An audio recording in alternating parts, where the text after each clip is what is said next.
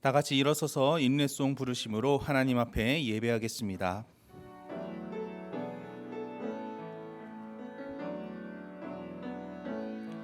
하늘의 문을 여소서, 이곳을 주목하소서.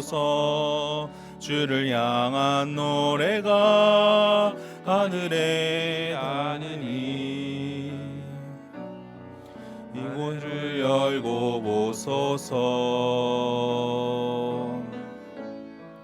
이곳에 임재하소서.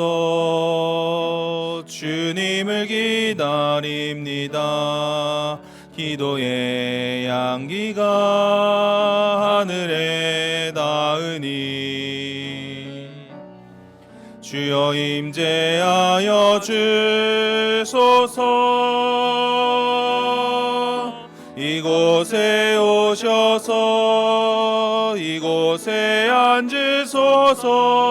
이곳에서 드리는 예배를 받으소서. 주님의 이름만이 오직 주의 이름만 이곳에 있습니다. 아버지 하나님, 우리의 구원자 되시며 소망 되시는 주님의 이름 앞에 함께 모여 예배하오니 주님 홀로 영광 받아주시고 크신 주의 은혜로 이 자리에 임재하여 주옵소서. 예수님의 이름으로 기도드립니다. 아멘.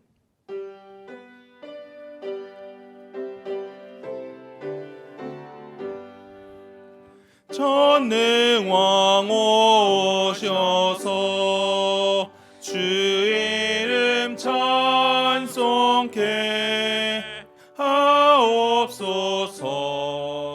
영광과 권능의 성부여 오셔서 우리를 다스려 주옵소서. 강생한 성자여 오셔서 기도를 들으소서. 택하신 백성들 복 내려주시고 거룩한 마음을 주옵소서. 위로의 주 성령 오셔서 큰 증거 주옵소서. 전능한 주시여 각 사람 맘에서 떠나지 마시고 계십소서. 성삼위일체께 한없는 찬송을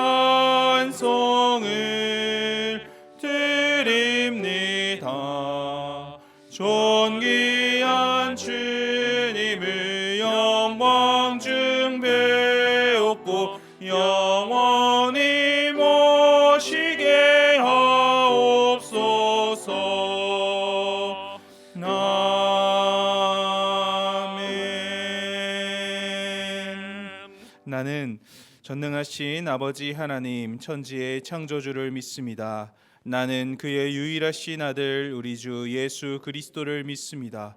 그는 성령으로 잉태되어 동정녀 마리아에게서 나시고 번디오 빌라도에게 고난을 받아 십자가에 못 박혀 죽으시고 장사된 지 사흘 만에 죽은 자 가운데서 다시 살아나셨으며 하늘에 오르시어 전능하신 아버지 하나님 우편에 앉아 계시다가 거기로부터 살아있는 자와 죽은 자를 심판하러 오십니다. 나는 성령을 믿으며 거룩한 공교회와 성도의 교제와 죄를 용서받는 것과 몸의 부활과 영생을 믿습니다. 아멘. 자리에 앉겠습니다.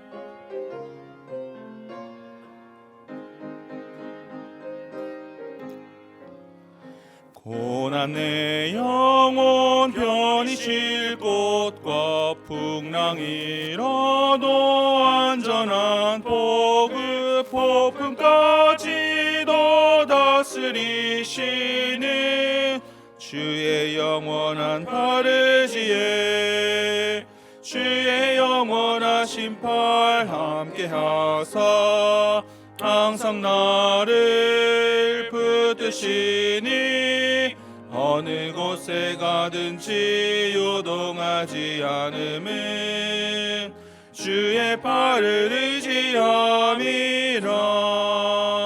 세상 친구들 나를 버려도 예수는 함께 동행함으로 주의 은혜가 충만하리니 주의 영원한 바르지에 주의 영원하신 팔 함께 하사 항상 나를 붙드시니 어느 곳에 가든지 요동하지 않음은 주의 팔을 의지함이라.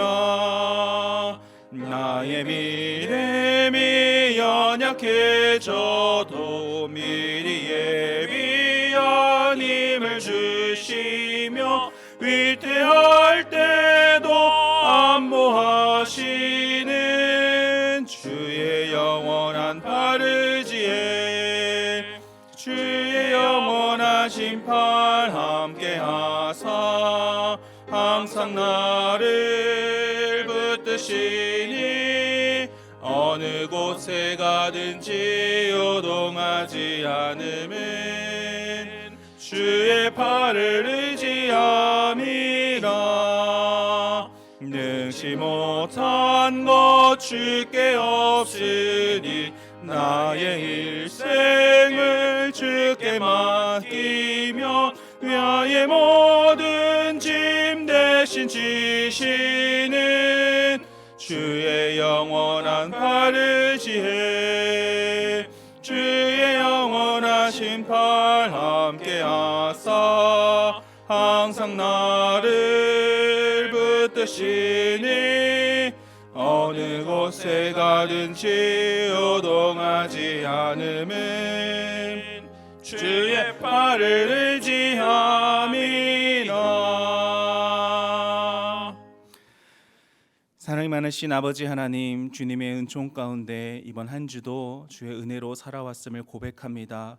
우리를 날마다 지켜주시고 특별히 우리의 마음과 영까지도 지켜주시는 주님의 은혜에 감사를 드립니다. 하나님, 그럼에도 불구하고 우리들 은혜에 합당한 자로 살아내지 못했던 순간들도 있음을 주님 앞에 자백합니다. 주님, 미쁘시고 의로운 주의 은혜 가운데 우리를 다시 한번 용서하여 주옵소서. 주님의 은혜 가운데 다시 한번 이 예배를 통하여 일어설 수 있도록 주님 도와주시옵소서. 하나님의 뜻을 따라서 주님의 원하시는 바를 이루고자 하는 마음으로 살아갈 수 있도록 그에 합당한 능력을 주시고 은혜를 주시고 특별히 주의 말씀을 허락하여 주시옵소서. 그래서 주의 말씀 가운데 우리의 심령이 반응하게 하시고 듣고 만족하는 것으로 끝나는 것이 아니라 삶의 자리에서 실천할 수 있도록 실제로 주의 말씀을 붙잡고 살아갈 수 있도록 주님 도와주시옵소서. 그런 가운데 하나님, 여러 가지 어려움과 문제들로 인하여서 힘내기 어려워하는 분들이 계심을 주님께서 아시는 줄 믿습니다. 육체의 질병으로 인하여서, 경제적인 어려움으로 인하여서, 관계의 문제들로 인하여서 힘들어하고 또 어려워하는 모든 백성들에게 주의 한량없는 은혜와 사랑으로 주님 함께하여 주시옵소서. 세상이 줄 수 없는 평안과 안식과 쉼을 주님 안에서 누리는 우리 성도들이 될 수 있도록 주님께서 날마다 붙들어 주시옵소서. 그래서 그럴 때마다 주님의 품을 파고드는 우리 믿음의 사람들 되게 하여 주시고, 그럴 때마다 주의 붙잡아 주시는 크신 은혜를 날마다 경험하며 살아가는 우리 모든 성도들이 될 수 있도록 주님 인도하여 주시옵소서. 하나님, 특별히 대지진으로 인하여서 신음하고 있는 저 튀르키예와 시리아 땅을 위하여서도 중보합니다. 사람의 힘으로 어찌할 수 없는 일이 벌어진 이때에 사람의 탓을 하며 사람의 책임을 묻는 데 시간을 허비하는 것이 아니라 우리가 마음 다하여서 기도하게 하시고, 멀리 떨어져 있지만 마음을 써서 또 물질로 섬기며 그들을 위하여 중보하게 하여 주시옵소서. 그러한 우리 믿는 자들의 마음이 모여서 하나님의 놀라운 역사가 저 땅 가운데 날마다 일어나게 하시고, 많은 사람들이 슬픔과 애통 가운데 신음하고 있는 그 상황 가운데 있지만 하나님 빛으로 또 사랑으로 소망으로 다가가 주셔서 다시 일어설 수 있는 저 땅이 될 수 있도록 또 많은 슬픔 가운데 아파하고 있는 저들이 될 수 있도록 주님께서 역사하여 주시옵소서. 오늘도 예배하는 가운데 살아계신 주의 말씀을 듣기를 원합니다. 하나님 우리를 향한 말씀으로 듣게 하시고 귀로 듣고 흘려보내는 것이 아니라 우리의 마음 가운데 깊이 새기는 우리 모든 성도님들 되실 수 있도록 도와주시옵소서. 주를 향하여 귀한 찬양으로 고백하는 카리스 찬양대를 주님께서 기억하여 주셔서 입으로 부르고 끝나는 것이 아니라 그 가사의 고백이 삶의 실제가 될 수 있도록 주님 역사하여 주시옵소서. 우리의 모든 예배를 가장 기쁘게 받아주실 예수 그리스도의 이름으로 기도드리옵나이다. 아멘.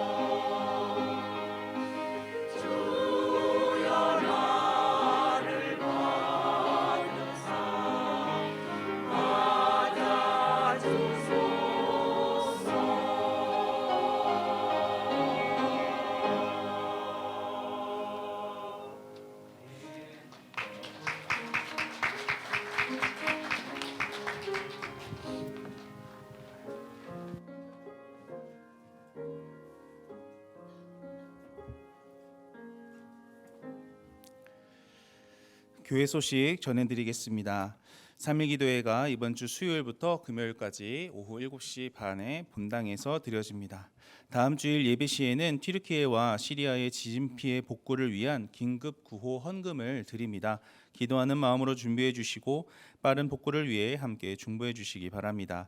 제77회 서울 남지방 정기지방회가 이번 화요일 오전 10시에 신덕교회에서 있습니다. 정기지방회가 성회가 될 수 있도록 기도해 주시기 바랍니다.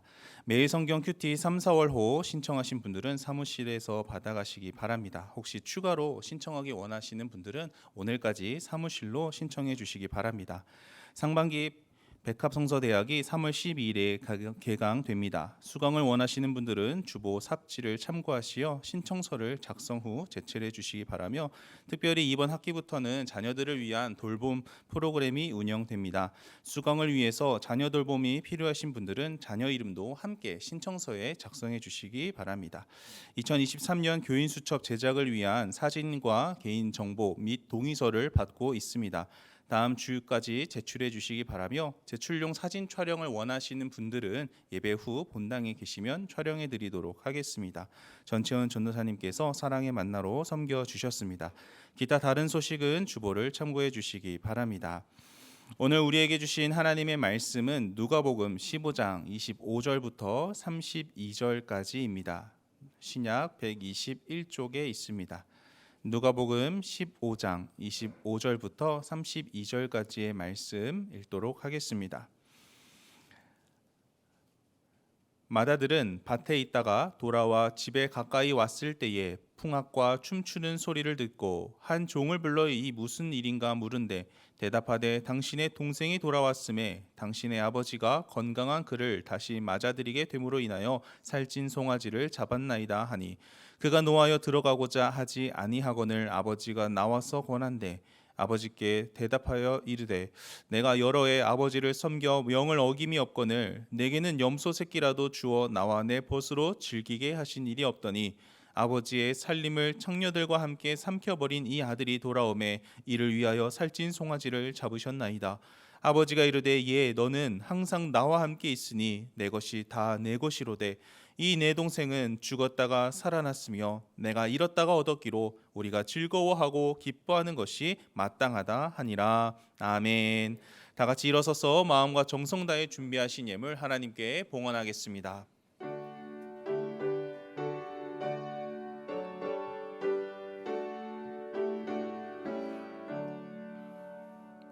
내게 있는 모든 것을 아낌없이 드리네, 사랑하고 의지하며 주만 따라 살리라. 주께 드리네, 주께 드리네, 사랑하는 구주 앞에 모두 드리네. 내게 있는 모든 것을 겸손하게 드리네, 세상 욕심 멀리하니 나를 받아 주소서. 주께 드리네, 주께 드리네, 사랑하는 구주 앞에 모두 드리네. 내게 있는 모든 것을 주를 위해 드리네, 주의 성령 충만하게 내게 내려주소서. 주께 드리네, 주께 드리네, 사랑하는 구주 앞에 모두 드리네. 아멘.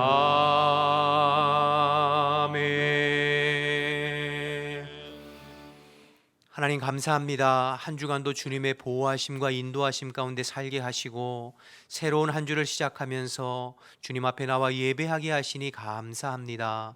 우리의 마음과 정성과 뜻으로 영과 진리로 드리는 이 예배를 주님께서 흠양하여 받으시고 이 시간 하늘문을 활짝 여시고 사모하는 모든 성도들에게 주의 성령으로 임재하여 주옵소서. 하나님, 세상에서 우리 스스로는 하나님 뜻대로 살 수 없습니다. 언제나 포도나무 가지처럼 주님께 붙어 있고 주님께 더 매어서 주님이 기뻐하시는 삶을 살아가는 우리 모든 성도들이 다 될 수 있도록 인도하여 주옵소서. 아버지, 저희들이 받은 것이 다 아버지께로부터 온 것임을 고백하면서 물질을 또 올려드립니다.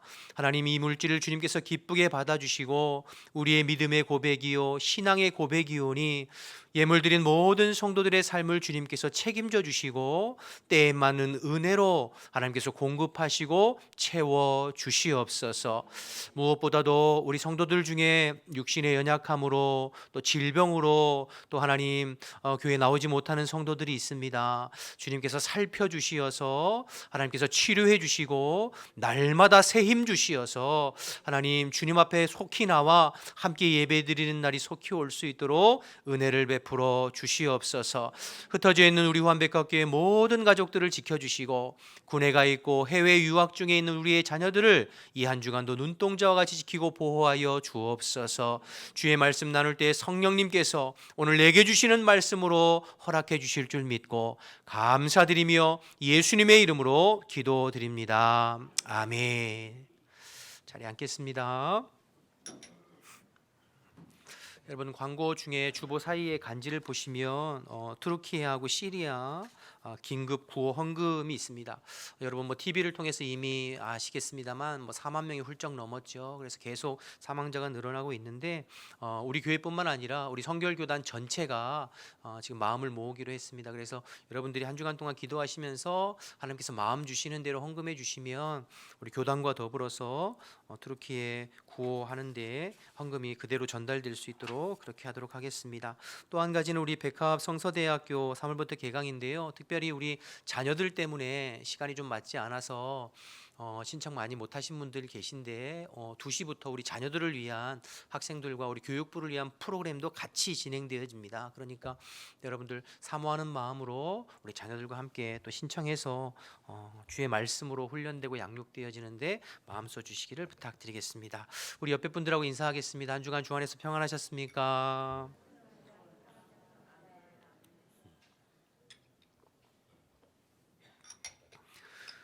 오늘 함께 읽은 본문 말씀은 우리가 너무나 잘 아는 예수님의 비유의 말씀이죠.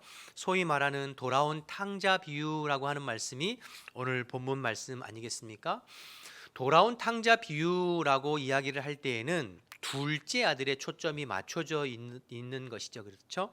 잃어버린 양의 비유, 잃어버린 드라크마 비유, 잃어버린 아들이 돌아온 비유 해서 누가복음 15장에 한 영혼을 향한 우리 하나님 아버지의 마음에 초점을 맞추어 놓으면 세 번째 비유가 탕자 비유라고 이름을 지어도 큰 무리가 없을 듯 보여집니다.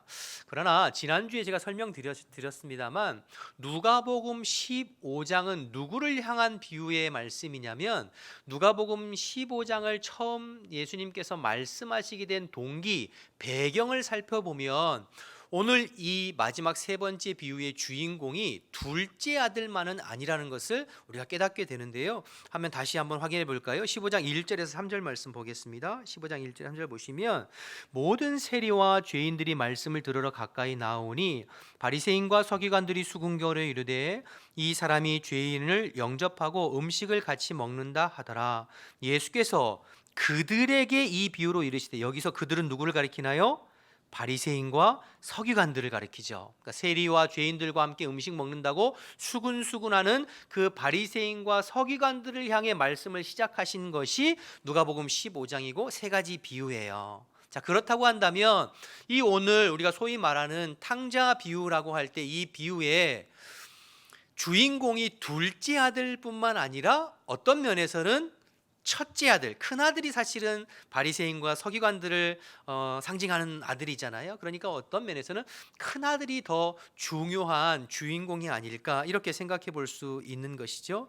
그래서 사실 오늘 본문을 돌아온 탕자 비유다 이렇게 말하는 것은 조금 한쪽에 치우친 것입니다. 그래서 저는 오늘 설교 제목을 돌아온 탕자 비유로 하지 아니하고 돌아와야 할 큰아들 이렇게 이야기한 것이 뒤에 있는 두 큰아들에 대한 강조점을 좀 두기 위함인데요. 그래서 오늘 설교는 전반부에는 둘째 아들을 중심으로 해서 하나님 말씀의 은혜를 나누고 후반부에는 이제 큰아들을 중심으로 해서 하나님께서 저와 여러분에게 주시는 말씀을 좀 나누어 보려고 합니다. 먼저 11절과 12절 보겠습니다. 15장 11절 12절 보시면 또 이르시되 어떤 사람에게 두 아들이 있는데 그 둘째가 아버지에게 말하되 아버지여 재산 중에서 내게 돌아올 분깃을 내게 주소서 하는지라 아버지가 그 살림을 각각 나누어 주었더니 한 아버지에게 두 아들이 있었습니다. 그 중에 둘째 아들이 약간 바람기가 있는 것 같아요. 반항기도 있는 것 같고 어느 날 아버지에게 와서 아버지 내게 돌아올 분깃 유산을 좀 나누어 주세요. 여러분 이렇게 말하는 것은 굉장히 무례한 행동입니다. 아버지에게 유산을 물려달라는 이야기는 아버지 빨리 돌아가셨으면 좋겠어요 라는 말과 비슷한 거거든요. 유산은 지금도 그렇습니다만 시대가 많이 달라졌지만 이 시대는 아버지가 돌아가시기 직전에 마지막 유언으로 유산을 나눠 주시든지 아니면 돌아가시고 난 후에 자손들끼리 유산을 나누어 갔든지 분배하든지 그래야 되잖아요. 그런데 아버지가 지금 건강하게 멀쩡히 살아 계시는데 아버지 저에게 돌아올 분깃을 유산을 남겨주세요. 이거는 상당히 무례한 네 가지가 없는 그런 아들이 오늘 본문의 둘째 아들인 것이죠. 얼마나 아버지 품에 있는 것이 싫었으면 얼마나 아버지의 통치, 아버지의 다스림 가운데 거하는 것이 싫었으면 이런 행동을 했을까 싶어요. 그런데 놀라운 것은 아버지가 이에 대해서 전혀 다른 반응을 하지 않아요. 화를 내거나 노여하거나 서운해하지 아니하고 둘째 아들이 해달라는 대로 다 해줍니다. 그래서 둘째 아들이 어떻게 하나요? 13절 계속 보시죠. 그 후 며칠이 안 되어 둘째 아들이 재물을 다 모아가지고 먼 나라로 가서 허랑방탕하여 그 재산을 낭비했다고 그랬어요. 아버지에게 재산을 물려받자마자 며칠이 안 돼서 떠냈다고 그랬으니까 며칠이 안 됐다는 이야기는 아버지의 재산을 금매물로 내놨다는 거겠죠. 받은 땅이나 밭이나 논이나 가축들. 여러분 금매물로 내놓으면 값 제값 받을 수 있나요? 아니에요. 그렇죠? 헐값에 받아야 돼요.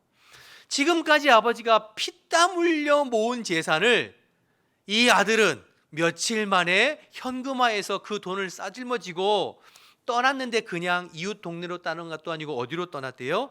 먼 나라로 떠났대요. 그러니까 이스라엘 나라가 아닌 이방 나라까지 떠난 거예요. 뒤에 보면 이 아들이 나중에 형편이 어려워져서 돼지를 쳤다고 그랬잖아요. 유대인들 이스라엘 백성들을 절대 돼지를 먹지도 않고 기르지도 않아요. 소나 양을 기르죠. 즉 돼지를 길렀다는 이야기는 이 아들은 지금 아버지의 품이 싫어서 아버지의 다스림이 싫어서 그 아버지의 재산을 팔아가지고 먼 이웃 나라 이스라엘 아버지의 손길이 닿지 않는 먼 이웃 나라로 떠났다는 거예요. 한마디로 철딱서니가 없는 아들인 거죠.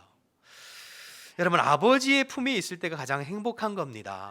아버지의 울 안에 있을 때 아버지의 보호하심과 다스림 속에 있을 때가 가장 행복한 거예요. 그런데 이 둘째 아들은 그걸 몰라요. 그게 너무 싫었어요. 아버지의 간섭이 거추장스럽고 아버지의 말씀에 순종하는 것이 번거롭고 속박으로 여겨졌어요. 자유가 없다고 생각했어요. 그래서 멀리 떠난 거예요. 이방 나라가까지.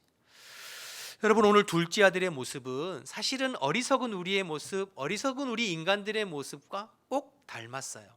최초의 사람이었던 아담과 하와는 하나님과 함께 더불어 에덴 동산에 살았어요. 사람은 하나님의 다스림과 하나님의 품 안에 있을 때 가장 행복하고 안정감이 있도록 지음받고 창조되었습니다. 그런데 마귀란 놈은 이것을 자꾸 미혹하고 유혹하는 거예요. 네가 왜 아버지 품에 있어야 돼? 네가 왜 아버지의 말씀에 순종해야 돼? 네 인생의 주인은 너야. 네 인생의 주체는 너야. 너 하고 싶은 대로 살아. 너 하고 싶은 대로 자유롭게 살아. 거기에 행복이 있어. 이렇게 유혹하는 것이죠. 지금도 마찬가지예요.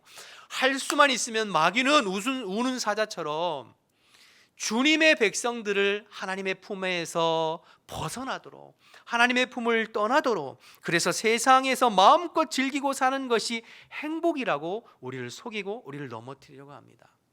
여러분, 여기 속아 넘어가면 안 돼요. 여러분, 제가 어렸을 때 시골에서 연 날리기를 자주 했습니다. 여러분, 해보셨나요? 요즘은 뭐 놀 게 너무 많으니까 연 날리는 사람 별로 없는 것 같아요. 근데 저희 어릴 때만 해도 무슨 게임이나 인터넷이나 또 하루 종일 TV가 나오나 놀 게 없었잖아요. 그래서 신문지나 창호지 우려서 대나무 살 깎아가지고 밥풀 이렇게 붙여가지고 입게서 방패연, 가오리연 날리는, 그게 논두렁에서 날리는 게 유일한 재미였죠.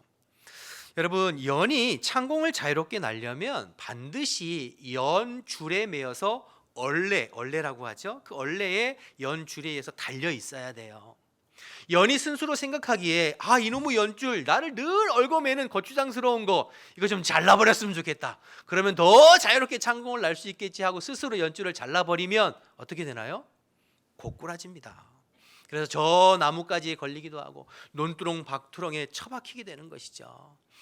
연이 정말 자유를 누릴 수 있는 것은 연줄에 매달려 있을 때에 참 자유를 누릴 수 있는 거예요. 마찬가지예요. 저와 여러분, 우리 인간은 하나님 품에 있고 하나님의 말씀에 있을 때 가장 자유롭고 행복하게 살아갈 수 있도록 지음받았어요. 마치 물고기가 물을 떠나서 살 수 없고 식물이 흙을 떠나서 존재할 수 없듯이, 우리 인간은 하나님 품에 있고 하나님 말씀 안에 거할 때 가장 의미 있고 행복하게 지음받았어요. 그런데 마귀는 자꾸 이것을 유혹하는 거예요.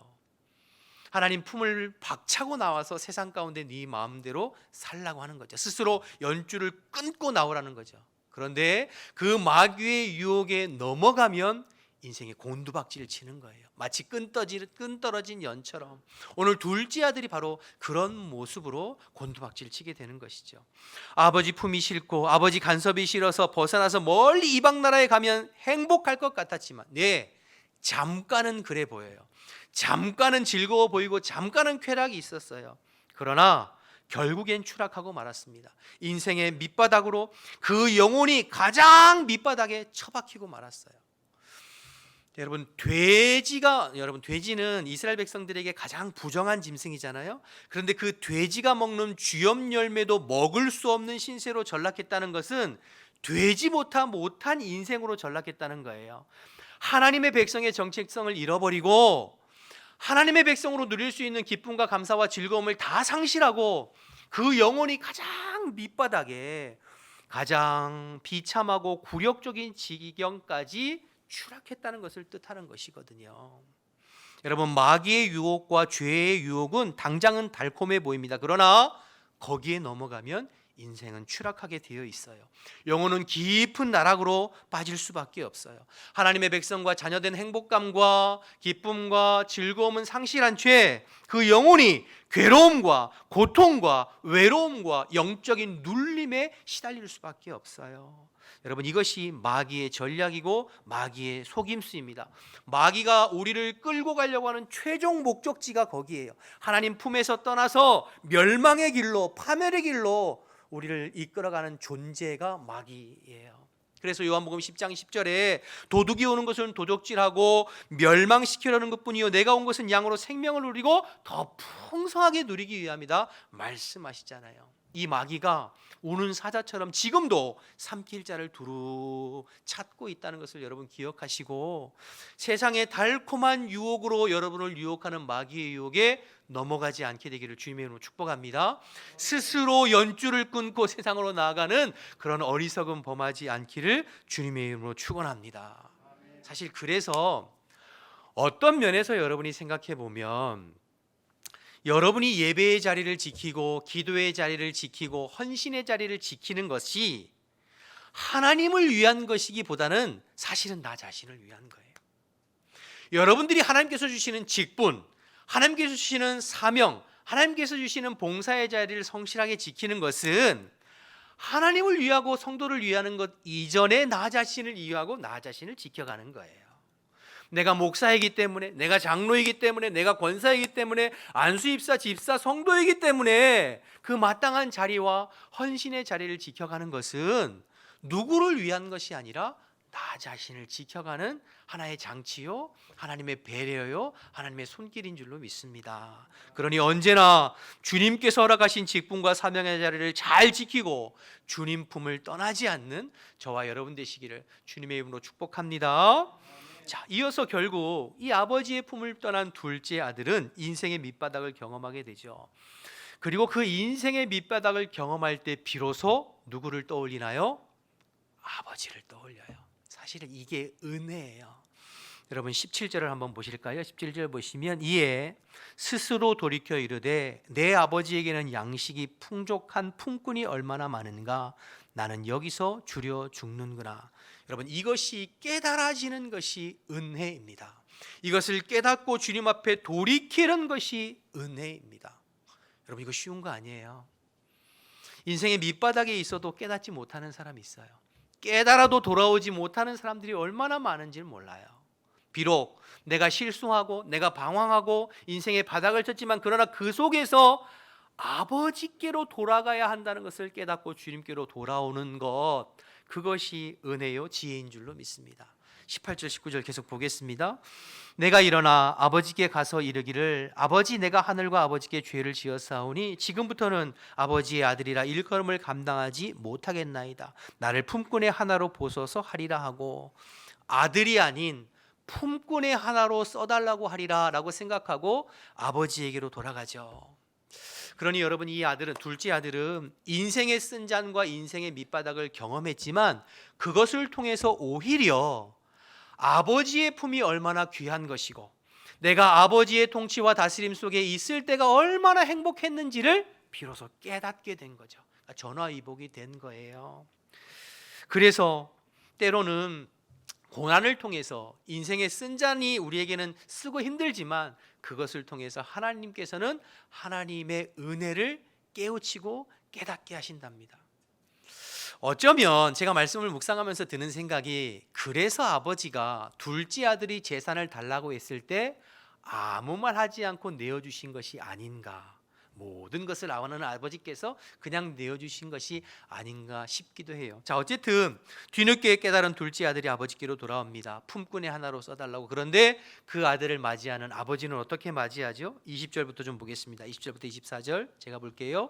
이에 일어나 아버지께로 돌아가니라. 아직도 거리가 먼데 아버지가 그를 보고 측은히 여겨 달려가 목을 안고 입을 맞추니 아들이 이르되 아버지 내가 하늘과 아버지께 죄를 지었사오니 지금부터는 아버지의 아들이라 일컬음을 감당하지 못하겠나이다 하나. 22절 보세요. 아버지는 종에게 이르되 제일 좋은 옷을 지어다가 입히고 손에 가락지를 끼우고 발에 신을 신기라. 그리고 살찐 송아지를 끌어다가 잡으라. 우리가 먹고 즐기자. 이 아들은 죽었다가 다시 살아났으며 내가 잃었다가 다시 얻었노라 하니 그들이 즐거워하더라. 아버지는 너무 기뻐서 어쩔 줄을 몰라 하는 거예요. 그러면서 20절에 보면 아직 거리가 먼데도 불구하고 단번에 알아보고 쫓아가서 목을 끌어안고 입 맞췄다고 그랬어요. 이 이야기는 아들을 기다렸다는 뜻이겠죠. 집 나간 아들이 돌아오기를 계속 고대하며 기다렸다는 뜻이에요. 또 여러분 그 아들을 제일 좋은 옷을 입히고 손에 가락지를 끼우고 신발을 신기라. 이건 아들의 신분을 다시 회복시켜 주었다는 거예요. 옷이나 가락지 당시에는 신분을 상징하는 것이거든요. 이 아들은 나는 종이면 족하겠습니다라고 돌아왔지만 아버지는 뒤늦게라도 깨닫고 돌아온 그 아들을 다시 신분의 자리, 아들의 신분의 자리로, 종의 자리가 아니라 아들의 자리로 신분을 회복시켜 주셨어요. 그리고 그 아들을 위해서 잔치를 벌였다고 그랬죠. 이것은 기쁨을 상징하는 것임과 동시에 이 아들의 신분이 다시 회복되어졌다는 것을 모든 사람들에게 지금 공표하고 있는 거예요. 우리 아들이 다시 아들의 자리를 회복했습니다. 이것이 우리 하나님 아버지의 마음이요, 우리 하나님 아버지의 사랑의 마음입니다. 비록 스스로 아버지의 품을 떠나서 세상에서 허랑방탕하며 재산을 다 날리고 죄 가운데 살았지만 그러나 언제라도 깨닫고 회개하고 주님께로 돌아오기만 하면 묻지도 않고 따지지도 않고 다시 아버지의 아들의 자리의 신분을 회복시켜 주시는 그것이 우리의 아버지의 마음임을 우리에게 보여주고 계신 것이죠. 사랑하는 여러분, 오늘 이 둘째 아들의 모습을 보면서 혹 우리의 모습이 여기에 있지는 않은지, 또 여러분 가족들 중에, 자녀들 중에, 친지들 중에, 이웃들 중에, 또 함께 우리가 신앙생활하던 지체들 중에 혹 아버지의 품을 떠나서 지금 세상에서 방황하고 있는 이 둘째 아들과 같은 사람은 없는지 여러분 생각해 보고, 더 늦기 전에 주님께로 돌아올 수 있도록 기도하면서 다시 한번 권면하는 저와 여러분 되시기를 주님의 이름으로 축복합니다. 늦었다고 생각할 때가 가장 빠르다는 이야기가 있잖아요. 그러니까 언제든지 주님께로 회개하고 돌아오면 주님께서 품어주시고 다시 은혜를 회복시켜 주시고 다시 자녀의 신분을 회복시켜 주시는 그 놀라운 하나님의 은혜의 사랑을 기억하고, 우리도 방황하다가도 이 말씀 기억하면서 주님의 품으로 돌아가고, 아직 돌아오지 못하는 우리 지체들을 다시 한번 주님 앞에 기도하면서 주님께로 인도하기를 결단하는 저와 여러분 되시기를 주님의 이름으로 축복합니다. 축복합니다. 자, 이제 큰아들입니다. 오늘 이야기의 또 다른 주인공인데요, 누가복음 15장에는 세 가지 예수님의 비유의 말씀이 나오죠. 그런데 앞에 있는 두 가지 비유의 말씀과 마지막 세 번째 비유의 말씀에 가장 큰 차이가 하나 있는데, 앞에 있는 두 가지 비유의 말씀은 잃어버린 것을 다시 찾은 기쁨으로 이야기가 끝나요. 잃어버린 한 마리 양을 다시 찾은 기쁨, 잃어버린 드라크마를 다시 찾은 기쁨으로 이야기가 끝나요. 그런데 마지막 세 번째 이야기는 잃어버린 둘째 아들을 다시 찾은 기쁨으로 이야기가 끝나지 않아요. 그리고 그 뒤에 큰아들에 관한 이야기가 이어지고 있어요. 그러니까 어찌 보면 예수님께서 이 이야기를 꺼내신, 오늘 누가복음 15장의 세 가지 비유를 꺼내신 원래 목적이었던 가장 중요한 포인트가 이 큰 아들에 관한 이야기 속에 담겨 있는 거예요. 서기관과 바리새인들에게 하고 싶었던 주님의 말씀이 이 큰 아들의 이야기 속에 담겨 있는 것이죠. 주목할 것은 누가복음 15장 전체의 내용 중에서 유일하게 기뻐하지 않는 딱 한 사람, 누군가요? 큰아들이에요. 세 가지 비유 중에서 유일하게 기뻐하지 아니하고 오히려 화를 내고 분을 내고 있는 사람 한 사람, 큰아들이에요. 잃어버린 양이 돌아오고 잃어버린 영혼이 돌아왔음에도 불구하고 기뻐하지 아니하고 화를 내고 있는 큰아들. 이 큰아들은 말씀드린 대로 바리새인과 서기관들을 상징하죠. 죄인과 세리들이 회개하고 주님 품에 돌아왔음에도 불구하고 기뻐하지 아니하고 화를 내고 수군거렸던 그 큰아들과 같은 세리와 바리새인들. 자, 그러면 왜 큰아들이 화가 났을까요? 왜 큰아들은 기쁨이 없을까요? 뭐 때문에 이렇게 분을 내고 있는가요? 큰아들의 말을 직접 한번 들어보시죠. 우리 25절에서 30절까지를 보겠습니다. 제가 한번 볼게요.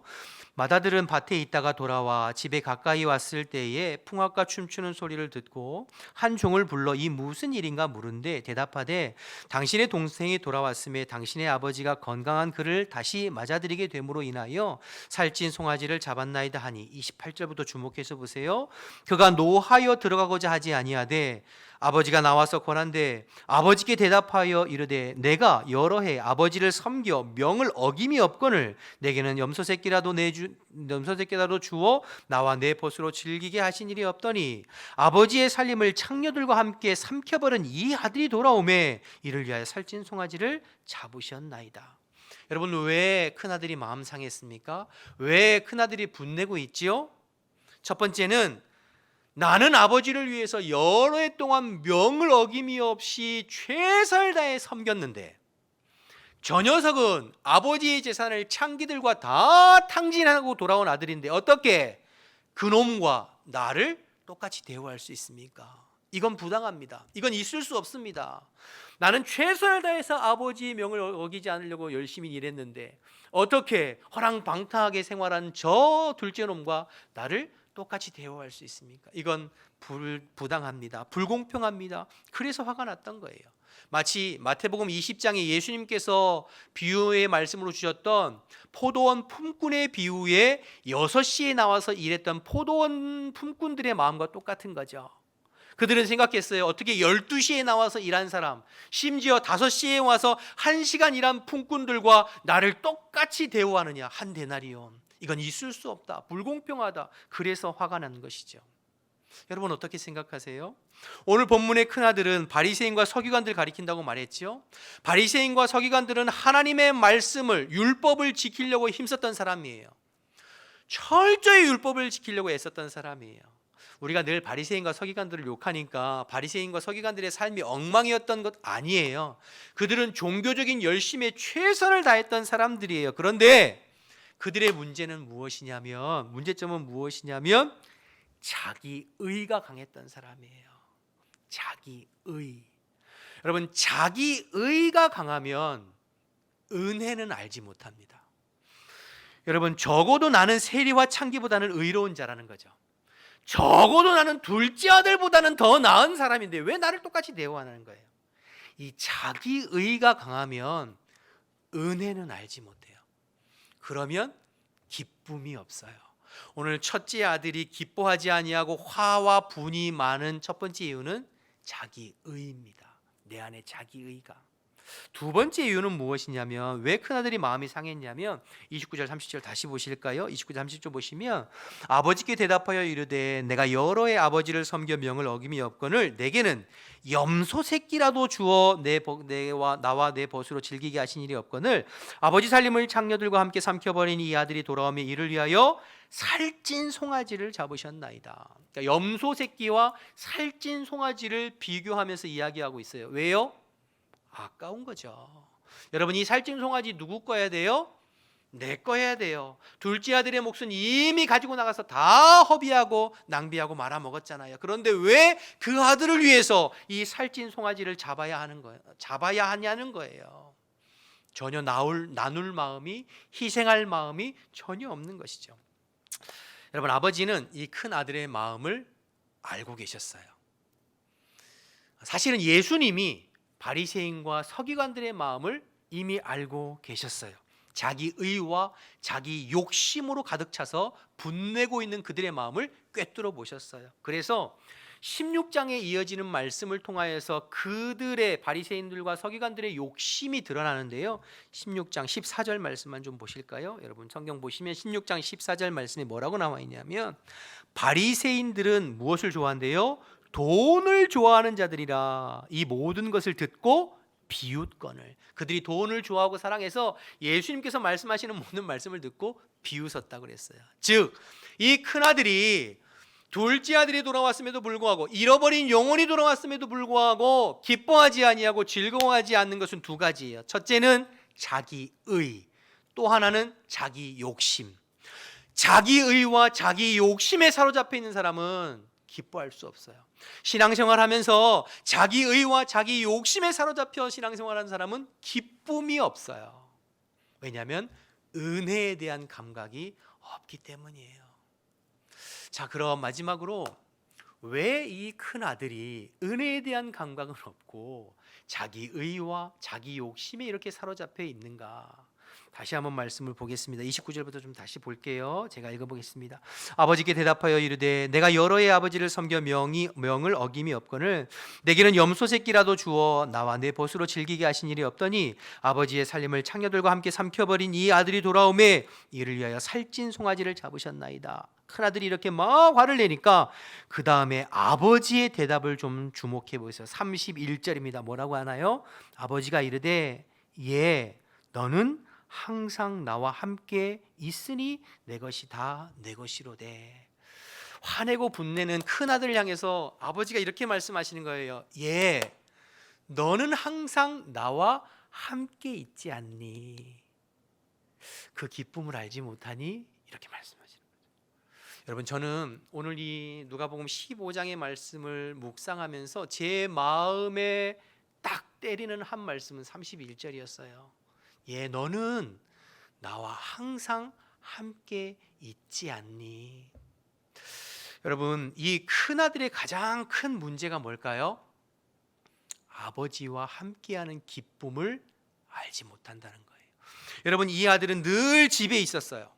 스스로 말한 것처럼 아버지의 명을 어김이 없이 성실하게 최선을 다해서 일하고 헌신했어요. 근데 문제는 그 마음속에 아버지와 함께하는 기쁨은 없어요. 아버지와 함께하는 기쁨이 상실됐어요. 여러분, 아버지와 함께하는 기쁨을 잃어버린 채 의무감으로 최선을 다해서 헌신하고 일하면 결국 남는 건 자기 의와 자기 욕심밖에 없어요. 그럼 기쁘지 않아요.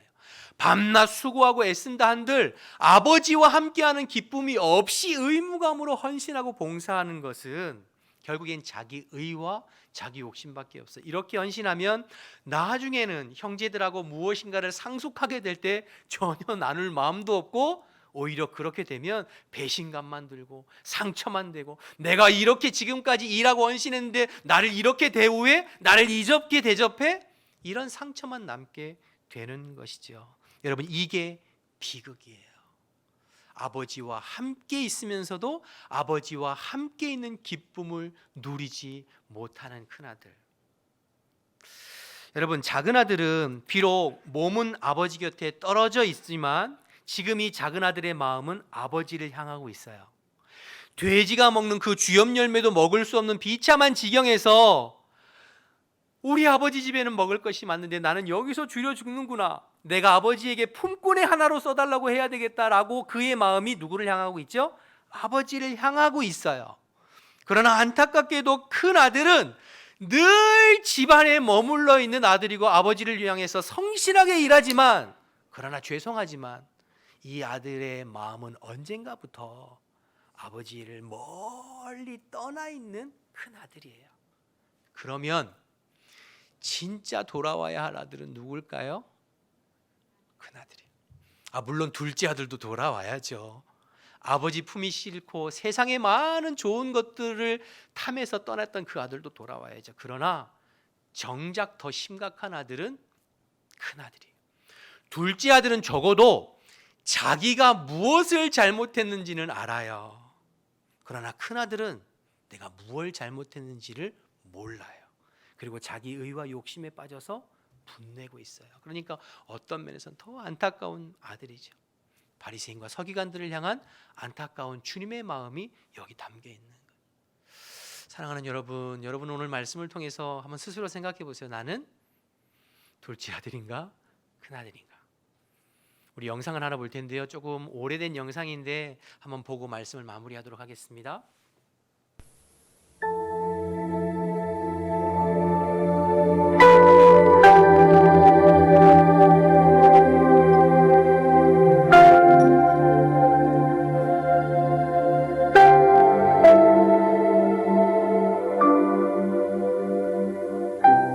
이 이야기는 다시 떠난 탕자 이야기입니다. 탕자는 여러분들이 잘 아시는 대로 아버지를 떠났던 아들입니다. 억지로 아버지를 졸라서 자기 몫의 재산을 얻어내고 그 뒤로 아버지 집을 떠났다가 빈털터리가 되어 다시 집에 돌아왔던 탕자. 바로 그에 대한 이야기입니다. 그때 탕자의 아버지가 극진한 사랑으로 탕자를 맞이하자 탕자는 자기의 잘못을 뉘우치고 아버지 집에서 잘 살았습니다. 그런데 이번에 탕자가 또 집을 떠났습니다. 하지만 이번엔 사랑하는 아버지를 위해서 집을 떠났습니다. 아버지는 그럴 필요가 없다고 반대했지만 탕자는 사랑하는 아버지를 위해서 돈을 벌어 귀한 선물을 사드리려고 집을 떠난 것이었습니다. 다시 떠난 탕자는 정말로 열심히 일을 했습니다. 사랑하는 아버지를 위해서. 탕자는 아버지가 보고 싶기도 했지만 꾹 참고 부지런히 돈을 모았습니다. 사랑하는 아버지를 위해서 말입니다. 결국 5년 후에 탕자는 성공해서 많은 돈을 벌었습니다. 그리고 사랑하는 아버지에게 줄 좋은 선물을 가지고 집으로 돌아왔습니다. 하지만 탕자가 집에 도착했을 때 아버지는 집에 계시지 않았습니다. 바로 한 달 전에 아버지는 병으로 돌아가신 것이었습니다. 아버지의 죽음 앞에서 탕자의 마음은 너무나 아팠지만 그를 더 가슴 아프게 했던 것은 아버지의 마지막 유서였습니다. 사랑하는 아들아, 나에게는 아무것도 필요 없단다. 정말로 내가 갖고 싶었던 것은 바로 너와 함께 있는 것이란다.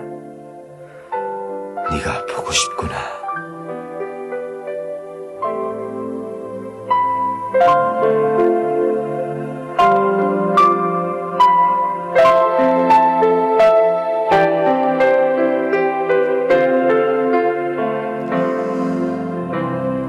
여러분, 아버지께서 진짜 원하시는 것은 함께 있는 거예요. 자식과 함께 있고 아들이 아버지와 함께하는 그 기쁨을 아는 것이 진짜 원하는 것이죠.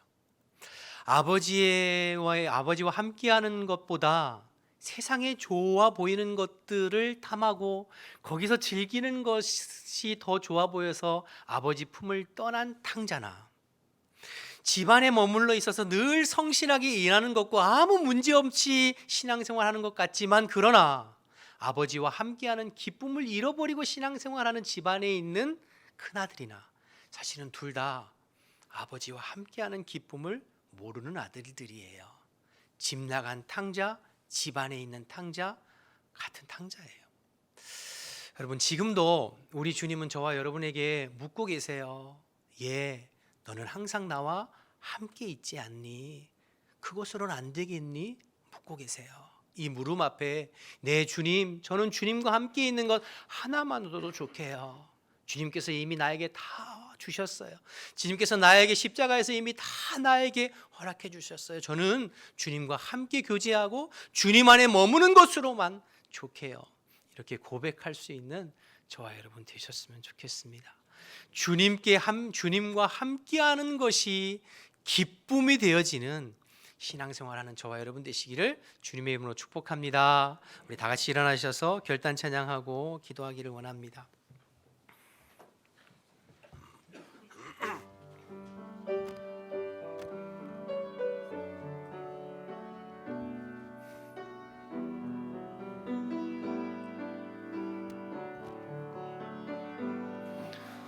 당자처럼 방황할 때도 애타게 기다리는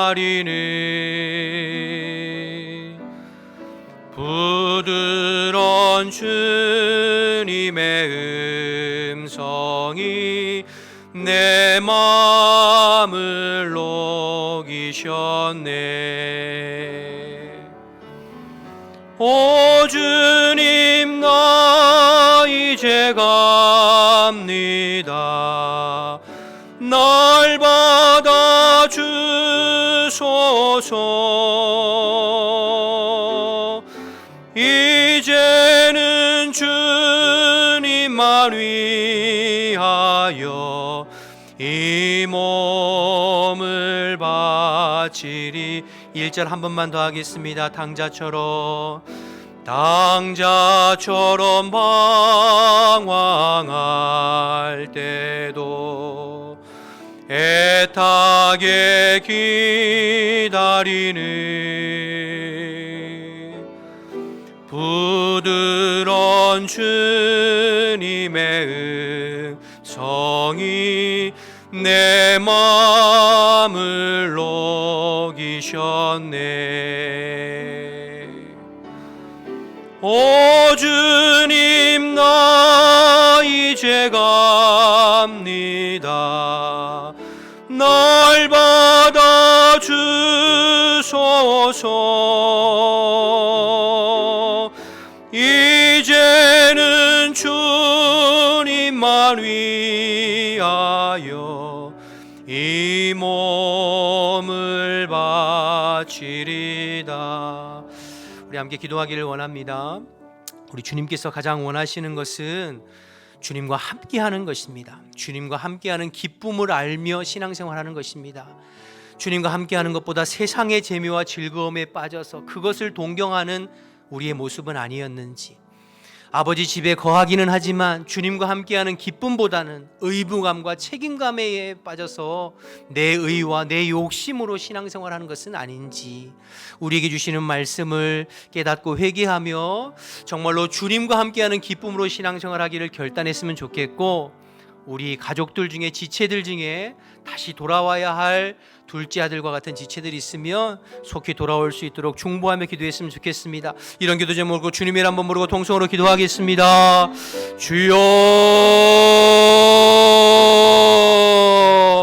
하나님 아버지, 은혜와 사랑을 감사합니다. 오늘도 저희들에게 말씀해 주셔서 감사합니다. 하나님의 말씀을 함께 나눌 수 있게 하셔서 감사합니다. 아버지, 내가 집단한 탕자였습니다. 아버지, 내가 집안에 있는 탕자였습니다. 아버지와 함께하는 기쁨을 누리지 못하고 주님과 함께하는 기쁨을 누리며 신앙생활하지 못하고 세상 것을 짝하고 세상 것을 좋아하는 탕자였습니다. 아버지 하나님, 나의 의와 나의 욕심으로 신앙생활은 탕자였습니다. 주님 용서하여 주옵소서.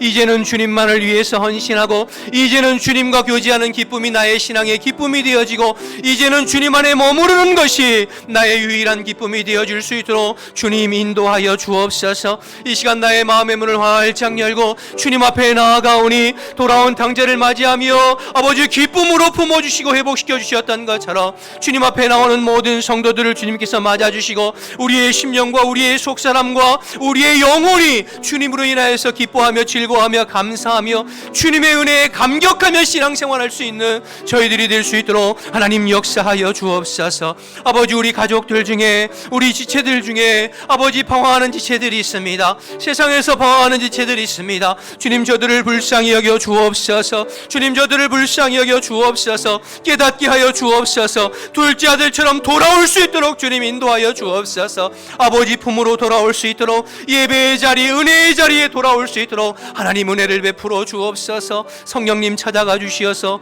역사하시고 인도하여 주옵소서. 그래서 정말로 주님께서 가장 기뻐하시는 주님과 교제하며 주님 안에 거하는 하나님의 백성들 다 될 수 있도록 하나님 역사하여 주시옵소서. 하나님 감사합니다. 오늘도 저희들에게 말씀해 주셔서 감사합니다. 우리 마음 가운데 잘 심겨져서 정말로 주님이 우리의 믿음의 또 근본이고 또 주님이 우리 신앙생활하는 유일한 기쁨과 감사와 감격이 될 수 있도록 하나님 인도하여 주옵소서. 자꾸만 우리의 마음이 주님 외에 다른 것에 마음이 빼앗기고 또 유혹되고 미혹되는 하나님 저희들의 모습을 고백합니다. 주님, 성령으로 찾아와 주시어서 우리 마음 가운데 주님으로 인한 기쁨이 충만하게 넘쳐날 수 있게 도와주시고 그 기쁨에, 그 은혜에 감사하고 감격하면서 신앙생활하는 우리 모든 지체들이 다 될 수 있도록 인도하여 주옵소서. 특별히 하나님 여러 가지 이유로 믿음에서 벗어나 있고 또 떠나 있는 사랑하는 우리 지체들과 가족들을 주님께서 기억해 주시고 성령님 그 마음을 어루만져 주시어서 주님 앞에 돌아올 수 있도록 아버지 품에 거하는 것이 가장 큰 기쁨임을 깨달을 수 있도록 주님 인도하여 주시옵소서. 이제는 우리 주 예수 그리스도의 은혜와 하나님 아버지의 크신 사랑과 성령의 교통하심이 주님 품에 거하는 기쁨을 알아가며 신앙생활하기를 결단하는 우리 모든 사랑하는 지체들 머리머리 위에 지금부터 영원토록 함께 하시기를 간절히 축원하옵나이다. 아멘.